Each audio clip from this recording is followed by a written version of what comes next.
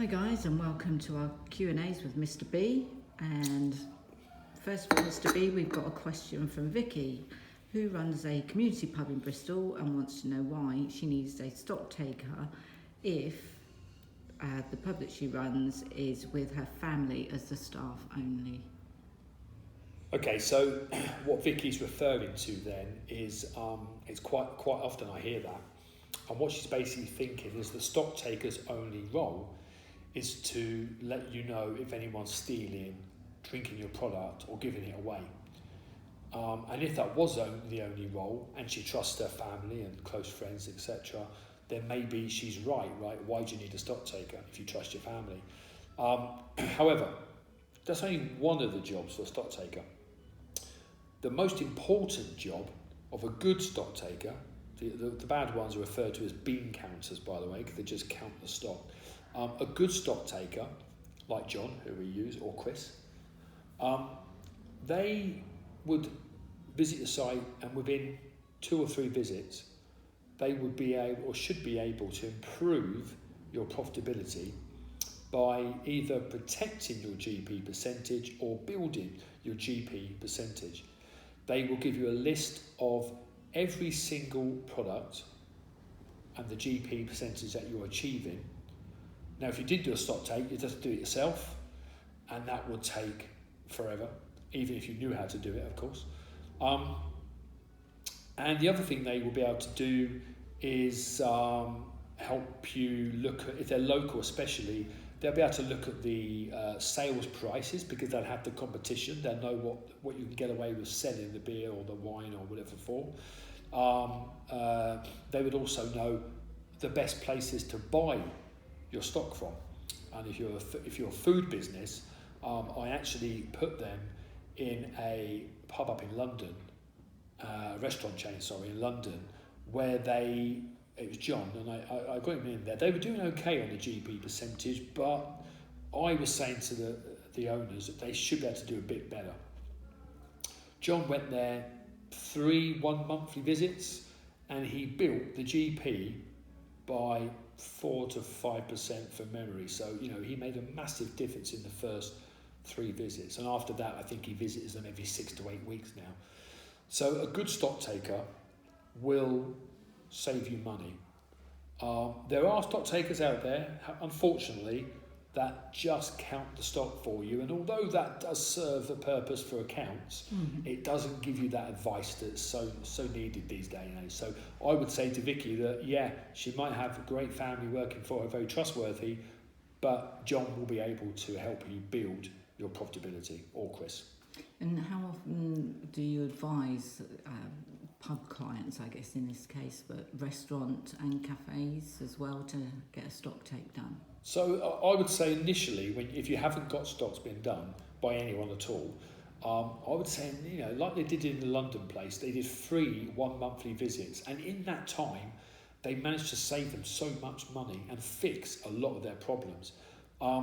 Good stock takers, by the way, will also work with the chefs, who sometimes can be quite hard to manage, chefs, but stock takers, they respect them, and they can work with the chefs to build the food GP as well. That's such a way, a system that's quite often overlooked. They can really help you with that as well. So yeah, I'd say 3 one-monthly visits. I even had one job where he went every 2 weeks for about 6 weeks. Every 2 weeks he went, just to get the problems, sorted out really quickly. After that, the average period now, when I speak to the stock takers, is between 6 to 8 weeks. I mean, when I was stock taking, I'm a qualified stock taker, by the way. So when I was stock taking, I would only do 6 weeks minimum. I didn't bother doing quarterly stocks. I only got involved with ones that needed you every 6 weeks. So that's every 6 weeks. Yeah, 6 to 8 weeks is what the normal is these days. But definitely start off with 3 one-monthly intensive visits, because you'll get a lot of the profitability will be sorted within those 3 visits. Gotcha. Okay, so our next question is from Simon, who runs a cafe in London, and wants to know why you're always banging on about prime costs, Mr. B. Banging on. Prime costs. Why am I banging on about prime costs? Well, the word prime says it all, really. prime is of the first importance.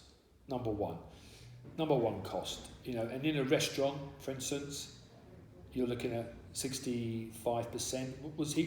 He's a one of those little smart cafes. Okay, so he's looking for about 60% probably. A good prime cost. Prime cost is your labour costs and any staff associated costs, so pensions, employers' NI, and cost of the staff, plus the cost of sales. Cost of sales is your cost of your wine, your food, everything that's a direct cost of the sale. You add those together, and you want to be around about 65. In a pub, maybe you could maybe as high as 67. In a cafe, low 60s. And work with your accountant to set the prime cost, your ultimate, where you're most efficient. And that's the biggest cost. If you think about it, those two costs, labour costs and costs of sales, together represent 65% of your sale. So every pound, 65 pence of it is with those two. If you spend all of your time just working on those two major costs, that's the easiest way to build profitability. Gotcha, I understand. Okay, following on then from that question, Louisa in Rickmansworth says that her chef and kitchen team are really expensive, but she wants to know if you've got any tips on how to reduce her labour costs, which are currently around 35%. Yeah, 35% is quite high. It does depend on what kind of restaurant she is running. If she was fine dining or a noodle bar, 35% is okay. What about a sort of country pub? A country pub doing food, probably low 30s, maybe high 20s. I mean, we would sit down with Louisa, and again, going back to prime costs, labour cost on their own, it doesn't matter. You've got to put the two together. So we would sit down with Louisa, we'd look at her menu, we'd cost her menu, make sure she's getting the best cost of sale, because if she's making 70% GP, which if she's a pub, probably not by the way, but let's say she was, if she's making a gross profit of 70%, then her cost of sales will be how much? 30%. 30%, 100% minus 70%. Okay, the other way around, by the way, would be if your cost of sales was 30, then your GP, gross profit, would be 70%. So if she's making a 30% cost of sales percentage, add 35 labour, it's 65. I'd be very happy with that if I was Louisa. But if she's making, say, 68% GP, she's a couple of percent out on her prime cost.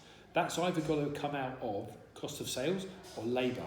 And by improving her prime cost by 2%, she'll hit that 65, and that'll be fine.